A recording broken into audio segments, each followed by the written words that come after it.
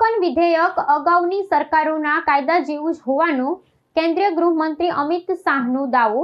लोकसभामां विरोध पक्षना आक्षेपो फगाव्या। લોકસભામાં સીમાંકન વિધેયક પર ચાલી રહેલી ચર્ચામાં હસ્તક્ષેપ કરતા કેન્દ્રીય ગૃહમંત્રી અમિત શાહે ભારપૂર્વક જણાવ્યું હતું કે સરકાર દ્વારા રજૂ કરવામાં આવેલું વિધેયક અગાઉના શાસનકાળ દરમિયાન અમલી બનેલા કાયદાકીય માળખા જેવું જ છે।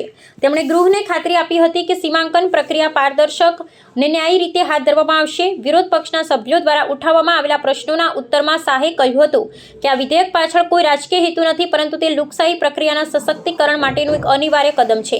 આ પ્રક્રિયાનું વિશ્લેષણ કરતા ગૃહમંત્રીએ ભૂતકાળના ઉદાહરણો ટાંકીને સમજાવ્યું હતું કે વસ્તીના આધારે મત વિસ્તારોનું પુનર્ગઠન એ એક વૈધાનિક પ્રક્રિયા છે જે સમયાંતરે હાથ ધરવામાં આવે છે। તેમણે રેખાંકિત કર્યું હતું કે સીમાંકન આયોગની રચના ને તેની કાર્યપદ્ધતિમાં કોઈ ફેરફાર કરવામાં આવ્યો નથી, જે અગાઉની સરકારોએ પણ અનુસરી હતી। અમિત શાહે આક્ષેપ કર્યો હતો કે વિરોધ પક્ષો માત્ર રાજકીય રોટલા શીખવા માટે જનતામાં ભ્રમ ફેલાવી રહ્યા છે, જ્યારે વાસ્તવમાં વિધેયક બંધારણીય જોગવાઈઓના દાયરામાં જ છે। मान्यवर डीलिमिटेशन कमीशन का जिक्र है कि डीलिमिटेशन कमीशन में आप आपके लोग बिठा दोगे, ये करोगे, वो करोगे। तो मैं माननीय सदस्य प्रियंका जी को कहना चाहता हूं, हमने डीलिमिटेशन कमीशन एक्ट के अंदर कोई बदलाव नहीं किया है। फुल स्टॉप कोमा में आपका डीलिमिटेशन कमीशन एक्ट को हमने रिपीट किया है। अगर आपने उस वक्त मैनिपुलेशन किया है तो मैं इतना कह सकता हूं, आप कह रही हो कि इससे मैनिपुलेशन होगा, तो आपने अगर उस वक्त ये एक्ट का उपयोग कर कर मैनिपुलेशन किया होगा तो मैं इतना कर सकता हूं कि हम नहीं करेंगे और मैं कुछ नहीं कह सकता। मान्यवर, एक वाक्य है कि तमिलनाडु बंगाल में चुनाव हो रहे हैं और ये नया एक्ट आ गया। मान्यवर,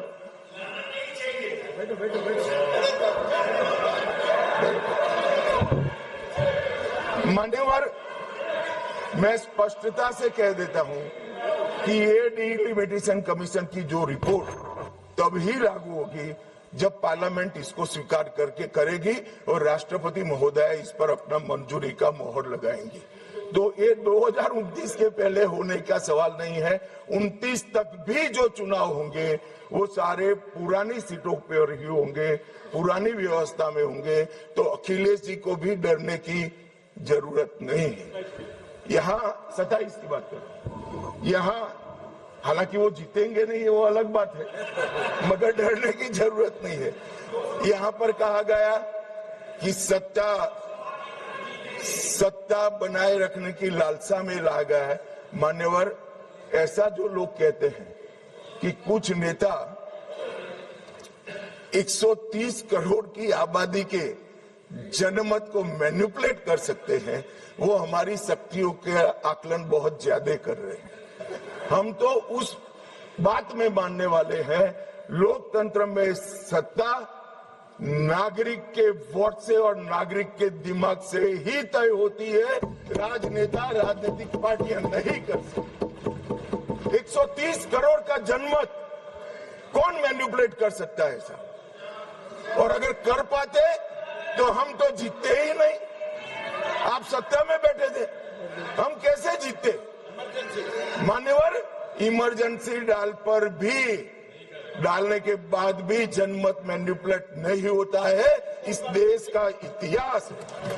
और जहां तक लोकतंत्र को खत्म करने की बात करी है, मैं भारतीय जनता पार्टी के कार्यकर्ता के नाते, इस सदन में एक सांसद के नाते कहता हूं, किसी की भी ताकत नहीं है इस देश से लोकतंत्र को खत्म करने की। जिन्होंने प्रयास किए हैं इमरजेंसी के वक्त, जनता ने उनको खत्म कर दिया था, लोकतंत्र को कुछ नहीं हुआ। और मान्यवर, लोकतंत्र इस तरह से खत्म नहीं हुआ।